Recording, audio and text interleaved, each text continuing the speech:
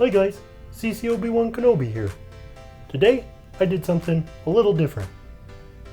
The Super Bowl's this weekend, and I decided to make my favorite NFL team hat. Let's take a look.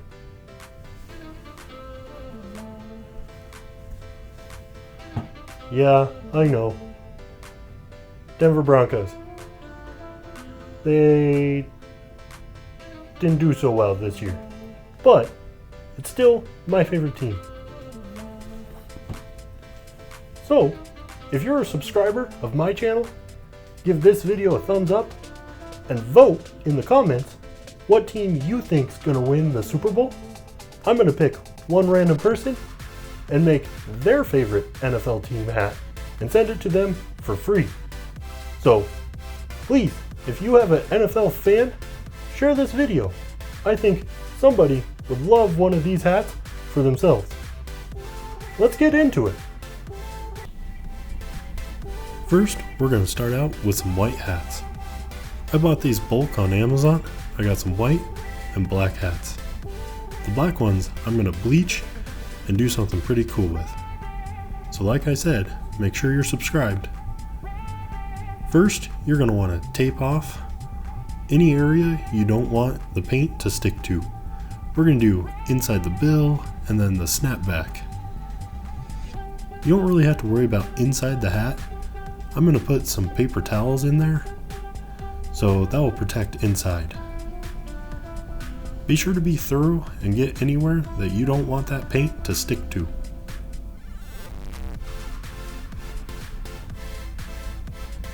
Once you're done, clean up, of course, but then we're going to take a razor and cut away all the excess around the bill.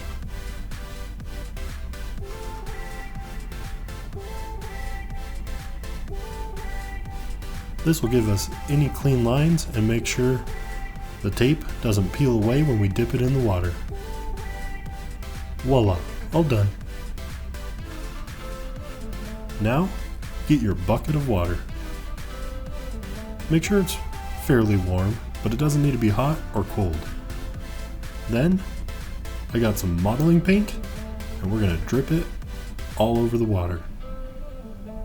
This is just paint that I found at the hobby store. Like I said, I'm doing the Broncos, so it's orange and blue. You'll see later that I did an Avalanche hat, and I didn't use nearly as much paint. But for this one, I wanted to see what it looked like if I used quite a bit. Have fun with this. Make your own patterns, use as much or as little as you want. That's what's fun about it. You can't go wrong.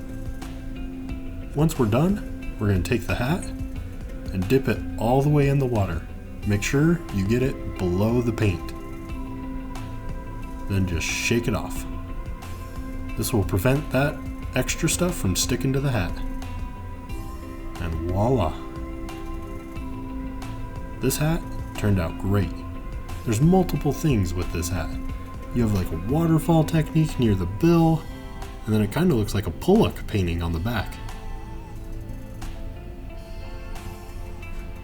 We're going to let this dry overnight, and this is the final result after it's dried. I did have to knock off a little excess paint here and there, but I think this turned out pretty good. I did spray it with a water protectant and sealant that I got at Big 5, but that's completely optional. I think it would last pretty long either way. Now, the fun part. I got these patches from Amazon as well. I made a template to make sure I knew exactly where the center was, so the logos didn't get all wonky on me. Obviously, not everyone has a laser, so if you just want to hydro dip, maybe hand paint on a logo if you want.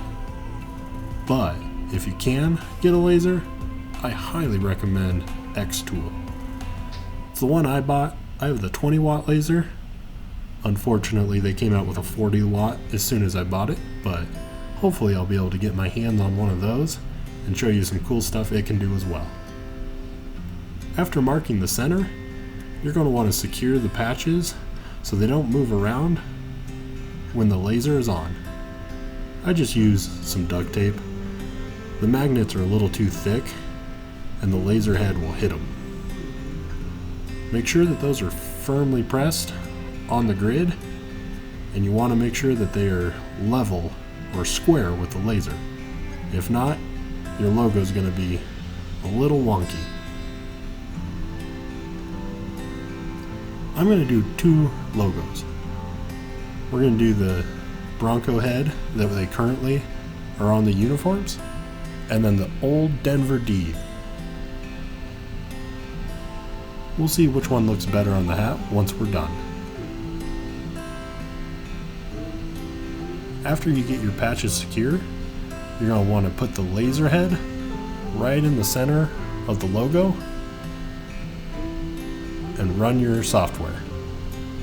I always frame my logos multiple times. You definitely want to make sure that it fits on whatever you're engraving. Now, it's time for the light show.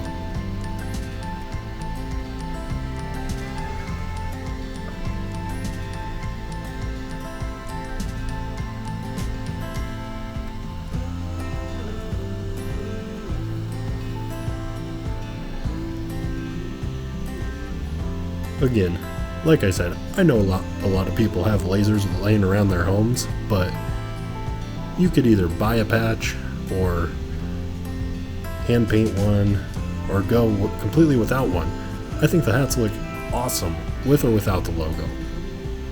But the detail that Xtool gives is pretty remarkable, I'm not gonna lie.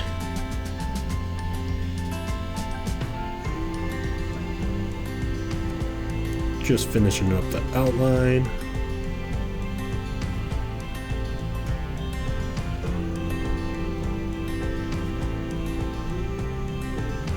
And there we go.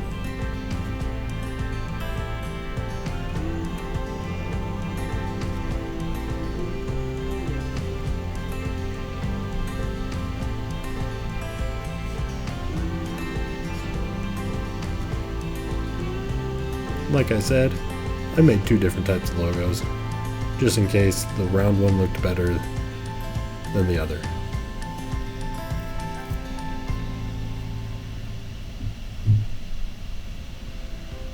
So after looking at both of them and how the paint was on the hat, I decided to go with this new logo.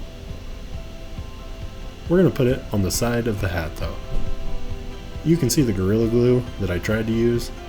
I do not recommend that. This Mercury, this is a medium adhesive, and it also has an accelerant that goes with it. This stuff works way better. Highly recommend this. I get it from a local wood shop.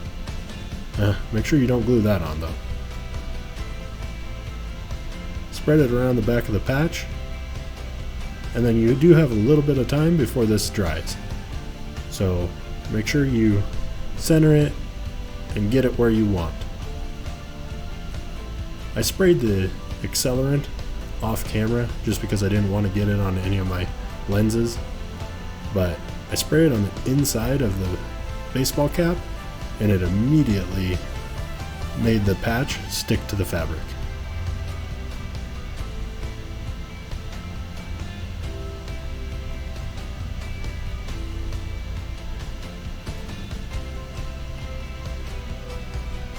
There you can see the rest of my Mercury, accelerant, and adhesive. And there you go. That's the final product. Patch is firmly secure, and the hat turned out amazing.